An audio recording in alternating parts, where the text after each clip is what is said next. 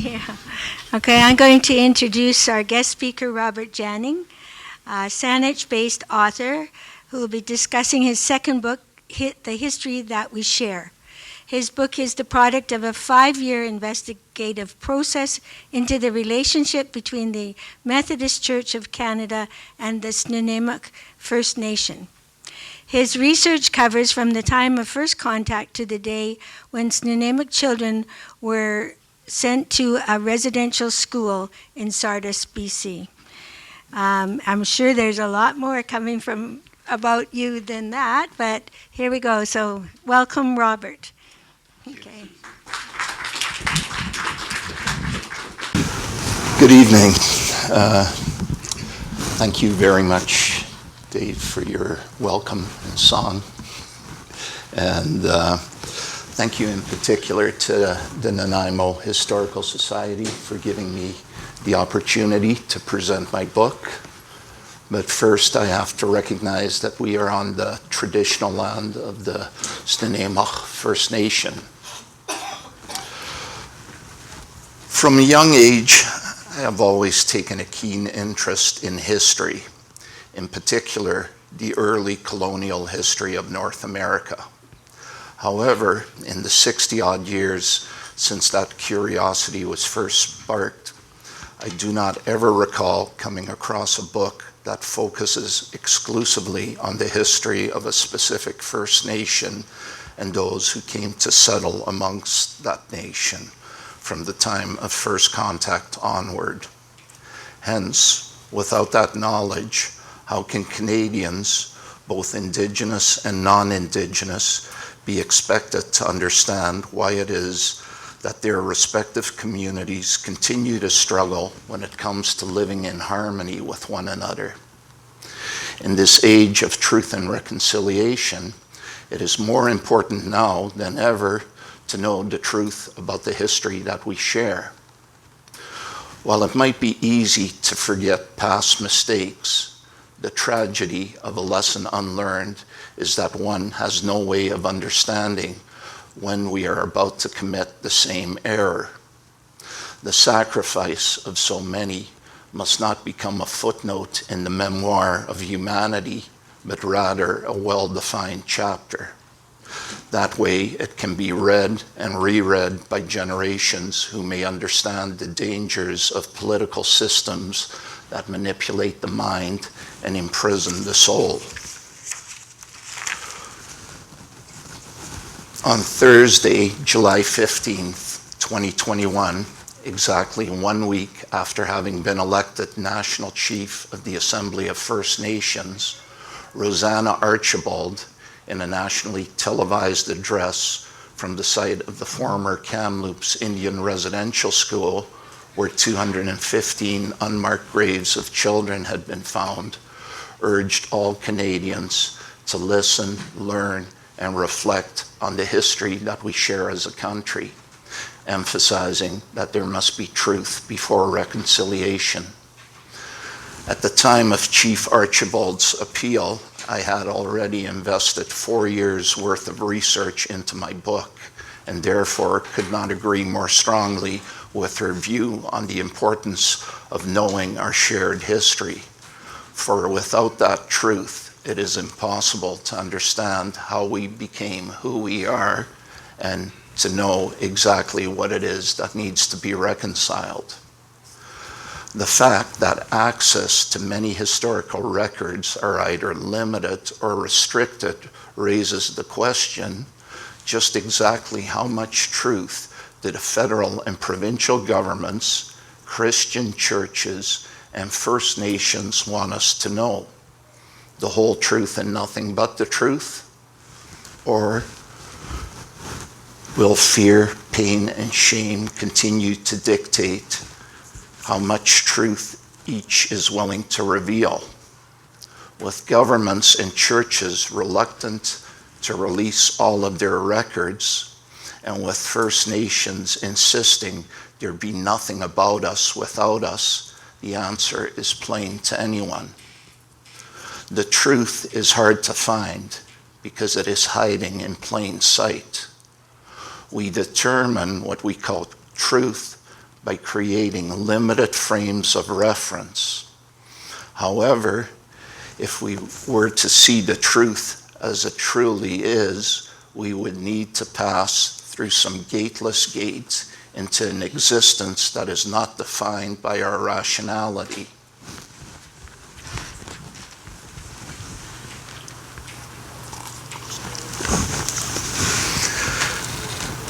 I must confess that before starting my search for historical evidence, I knew little about the history that we share. Throughout my investigation, it became increasingly obvious that I was not the only one who was unfamiliar with our shared past. However, I can promise you that after reading this book, you will learn things about the history Indigenous and non-Indigenous people share that you don't know now, and that something among those things will make a difference in your life. It has made a difference in my life. Our mutual ignorance regarding the history that we share is due not so much to a lack of interest as it is to the scarcity of information that is out there.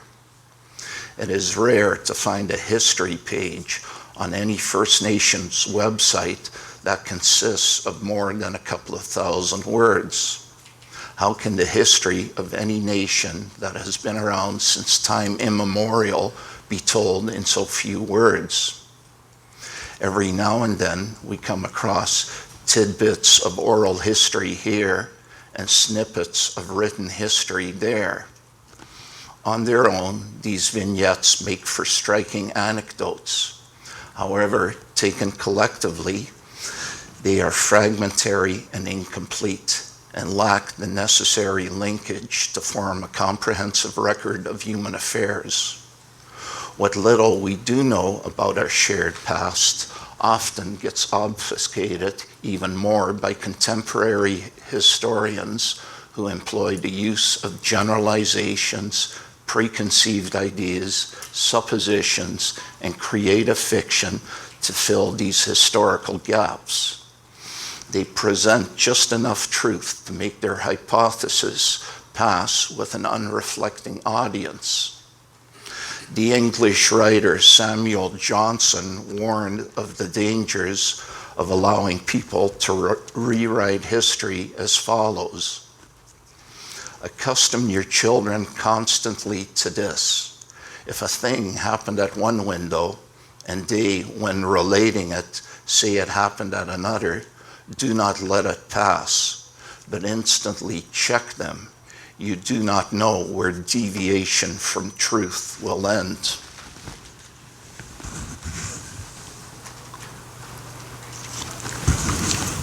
You'll have to excuse me, I'm on medication that dries out my mouth. So,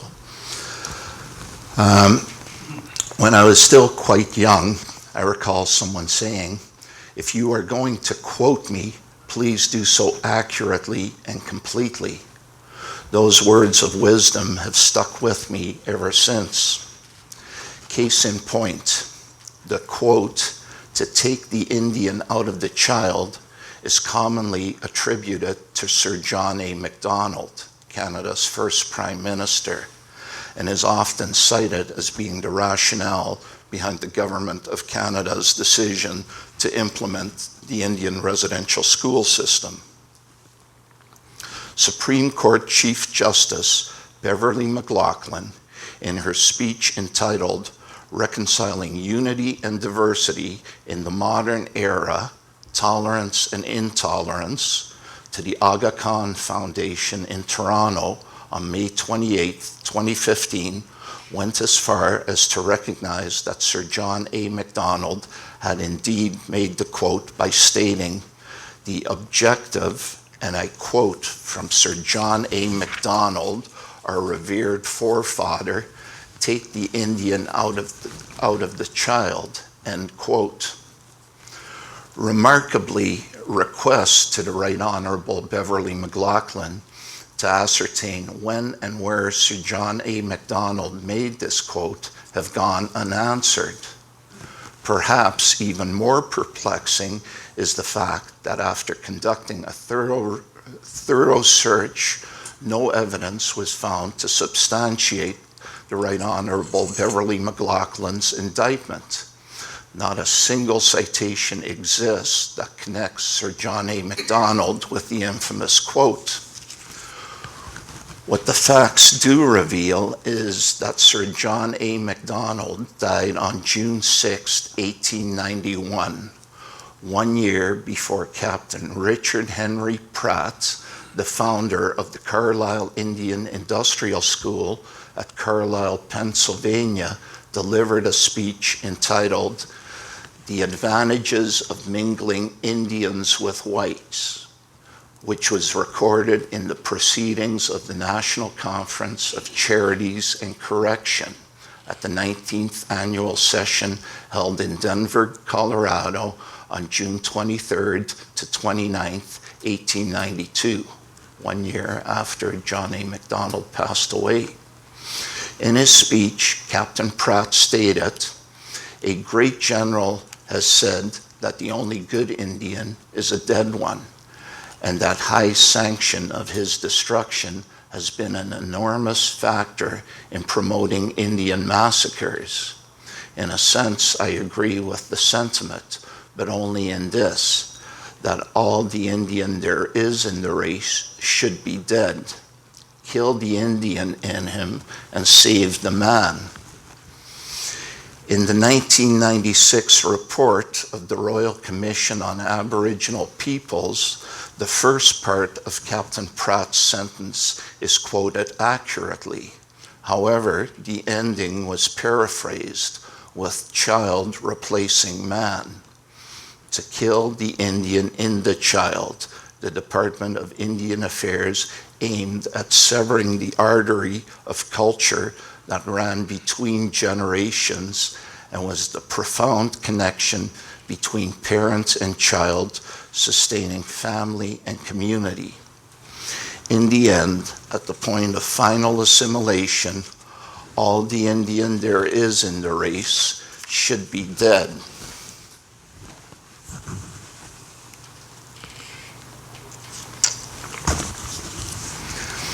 After the report's publication, the revised phrase began to circulate on the internet, a place where truth can take a back seat. For most Canadians, our primary source about Indian residential schools is the media. Unfortunately, the only time the media considers Indian residential schools to be newsworthy is when new evidence of past atrocities is discovered at the site of a former school. Based on such accounts, images begin to develop in our minds as to what Indian residential schools look like and how they were operated. However, does this limited perspective from a solitary source provide sufficient evidence to conclude that these exact same conditions must have existed at every Indian residential school across Canada?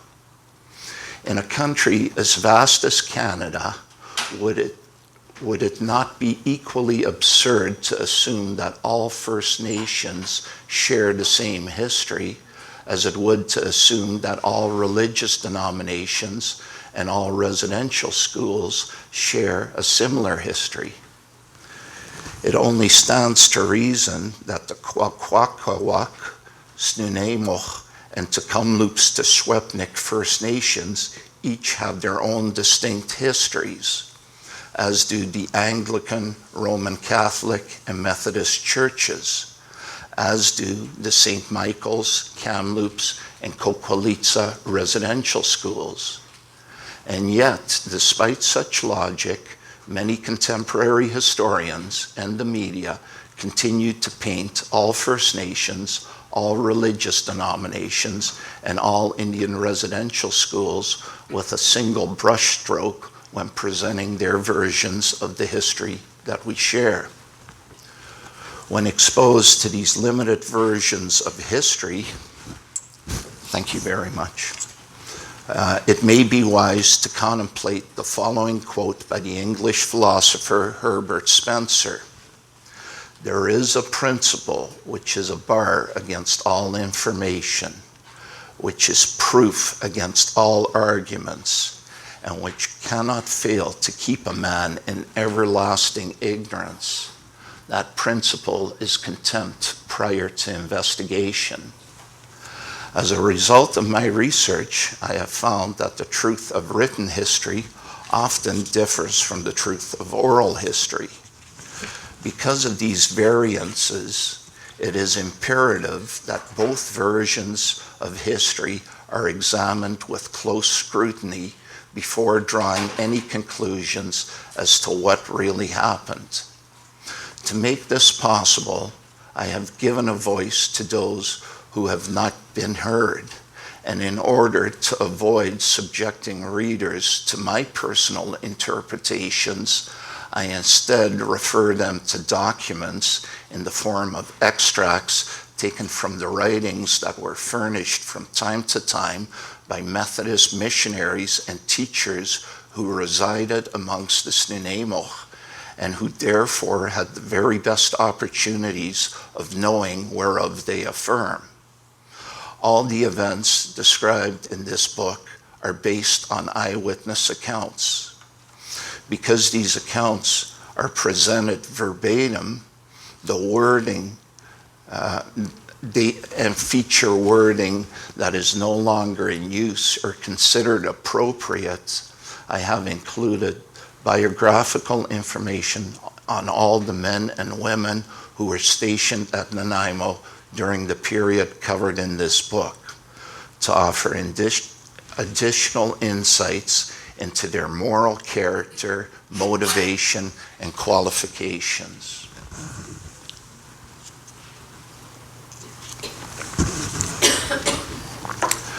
The period examined in this book spans from the time of contact to the first day that Indigenous children were sent to an Indian residential school.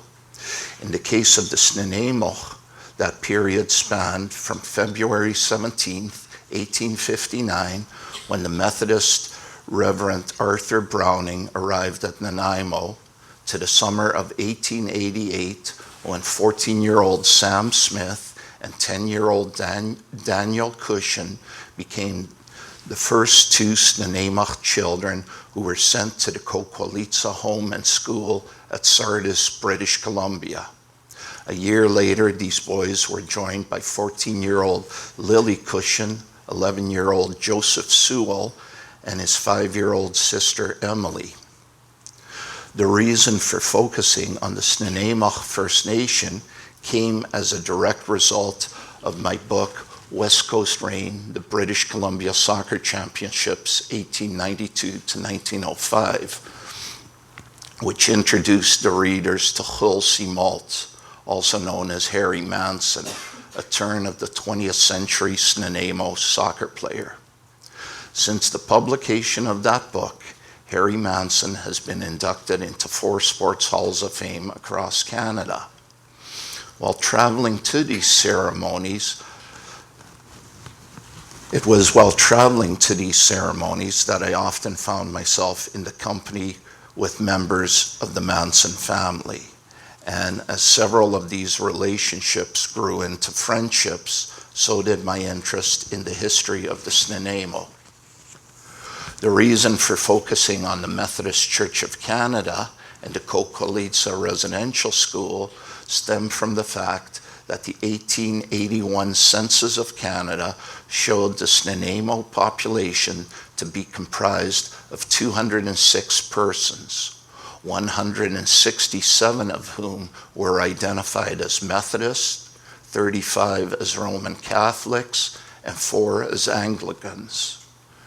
By virtue of being the dominant religious denomination, it stood to reason that the majority of Snuneymuxw children were sent to Coqualitza, as this was the first Indian residential school established by the Methodists in British Columbia, south of Port Simpson.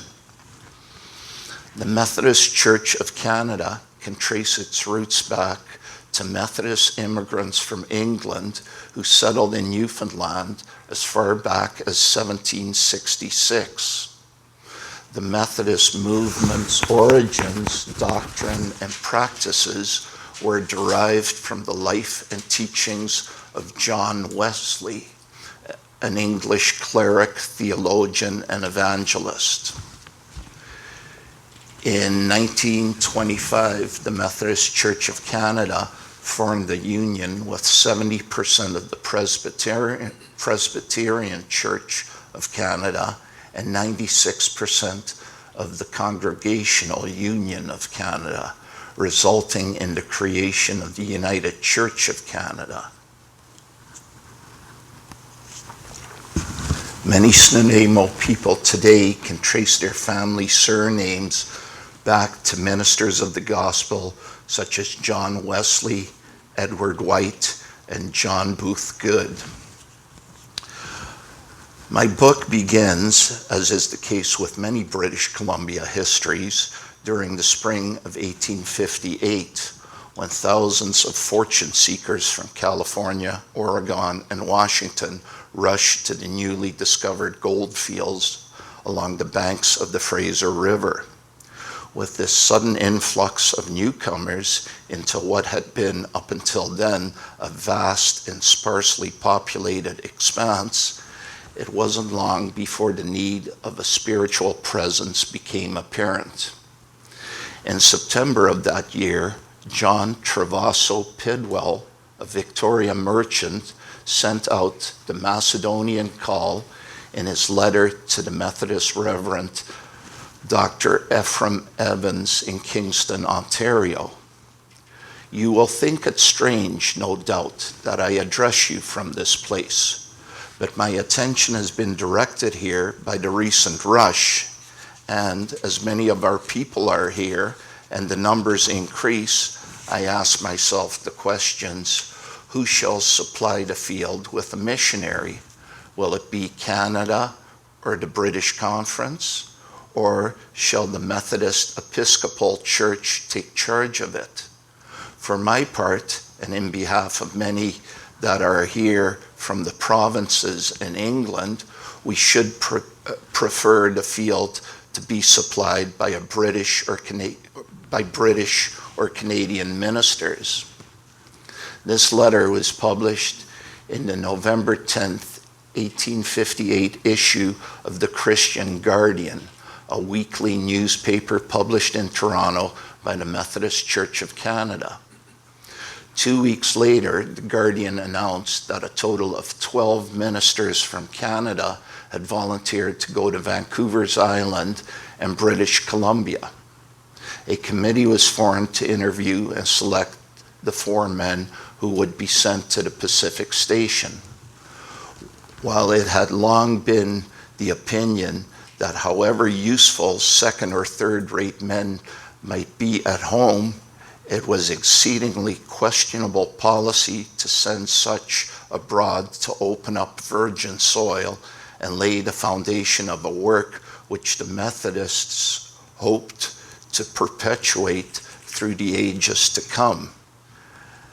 If there be any position in which soundness of understanding, uncompromising fidelity to principle, and intense devotion in the service of God are more necessary than any other, it is in the missionary field.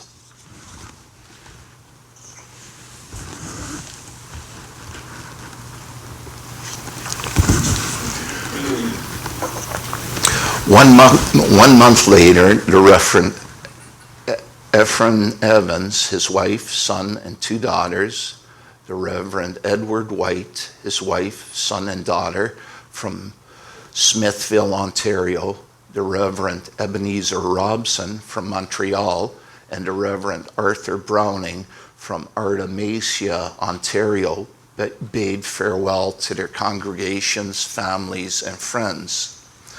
The missionary party set off for Victoria on the last day of 1858. The first leg of the journey to New York was made by train.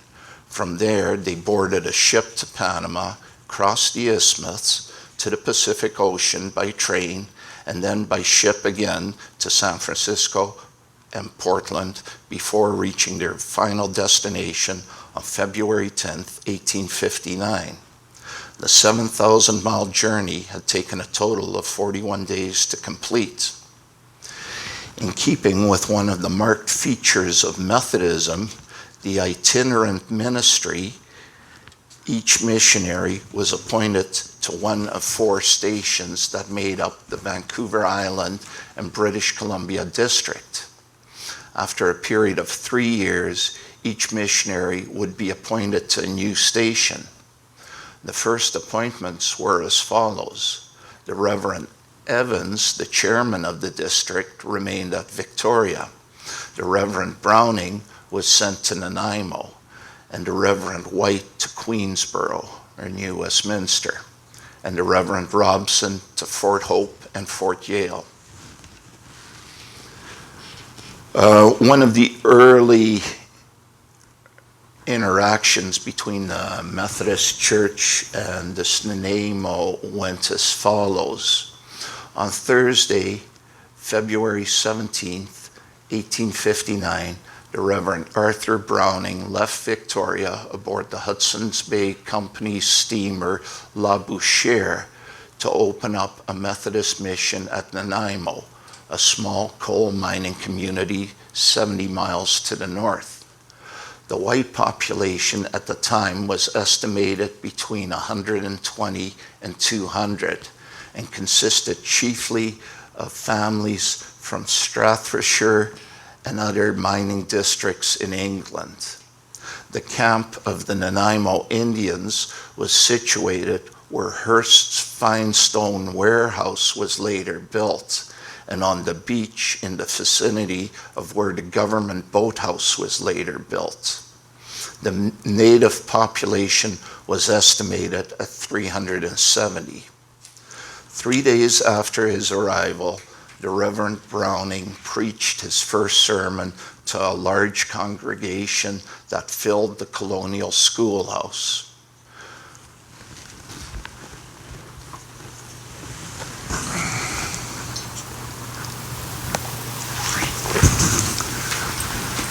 The Reverend Browning's early involvement with the native population was described as follows. Nanaimo was the rendezvous of all northern Indians on their way to Victoria, and it was not long after his arrival that 90 war canoes full of Queen Charlotte Indians came into port under full sail. The day was a public holiday, and from morning until night, almost the whole population was drunk. When darkness fell, the whites were frenzied with Hudson Bay rum, and the Indians were howling in their camps like demons.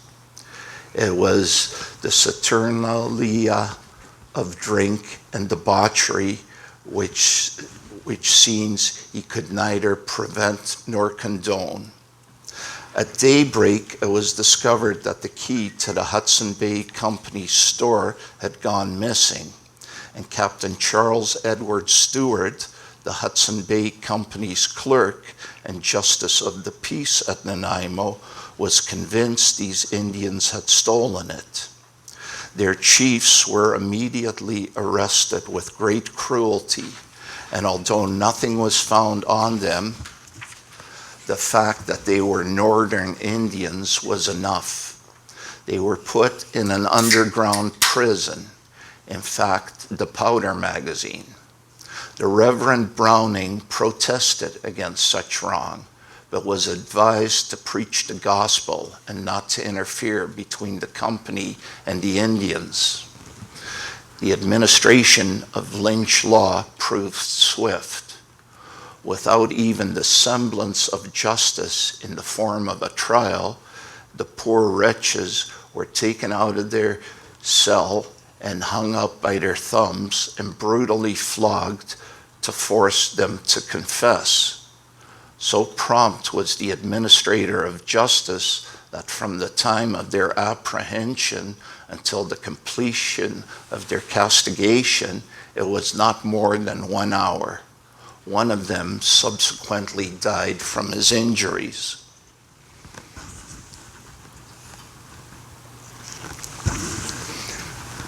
Again, the Reverend Browning denounced this fresh outrage, but was told the result would be the loss of his influence and his congregation, and would return to Victoria as lonely as he came.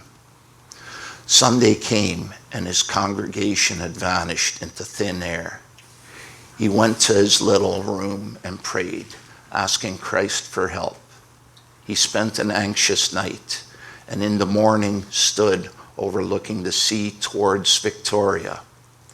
A vessel was coming around the point of the harbor, flying the Union Jack. It was the HMS Plumper, under the command of Captain George Henry Richards, who had been assigned by the British Admiralty to survey and chart the northwest coast. On coming ashore, the Reverend Browning approached Captain Richards and informed him of the brutal outrage on the Indians. "Do you see that flag?" said the captain. "Yes," I said, "I see it. It is the Union Jack." I had flung my hat in the air at the sight of it when entering Victoria Harbor after being for 6 weeks under the Stars and Stripes. "There," he said, "is the flag, and there are our guns, and I will protect you and every other man, white or Indian, as long as I hold Her Majesty's commission. If you will so request, I will take the chief officer of this town to Victoria in irons and will demand redress from the governor himself." I hesitated and said, "I will write out a full statement to my superior officer to be by him presented to the governor and chief factor of the company, and you can back up my statement any way you think best." The letter was written, and my friend Captain Richards took charge of it. It may seem a small thing for a man of war vessel to do, but the carrying of a letter from one Methodist minister to another, but it was done with as much grace as if the letter had been from the Premier of England to the governor of a colony. In due time, the answer came. In it, my action was commended and my courage praised. It was a graceful letter from the highest authority in the colony to a young Methodist preacher. The Indians were vindicated, and I was told ever to stand up for their rights. But there was more. I was told to select as many lots as I chose in the center of town as the site for a church, and furthermore to take possession of a parsonage partly built and intended for another denomination, and as much land as I wished for parsonage grounds. I chose 3 lots in the center of town and some acreage around the parsonage. There is the land today, a valuable and remunerative asset of the Methodist Church in the city of Nanaimo. Thus, as a result of the action taken by the Reverend Arthur Browning, Captain Charles Edward Stewart was removed from his position due to chronic drunkenness and discharged. In closing, it took me 8,909 hours and 46 minutes to research and write this book.